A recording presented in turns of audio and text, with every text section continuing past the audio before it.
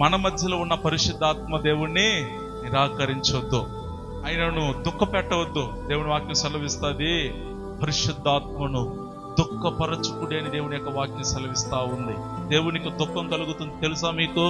మన మధ్యలో ఉన్న పరిశుద్ధాత్మ దేవుడు ఆయనకు మనస్సు లేదని అనుకోవద్దు, కఠినాత్ముడు అని అనుకోవద్దు. నువ్వు ఆయనకు మనస్సు ఉంది, ఆయన ఆలోచన చేయగలడు, ఆయన చూడగలడు, ఆయన నీ పరిస్థితిని అర్థం చేసుకోగలడు.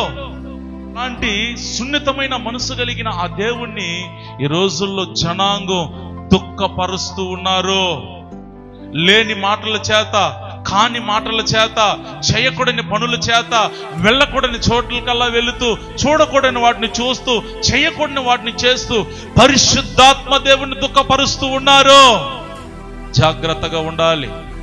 మనం ఎలాంటి జనాంగముగా ఉన్నాము అన్నది ఈరోజు నీ మనసులో ఒక ఆలోచన పుట్టాలి.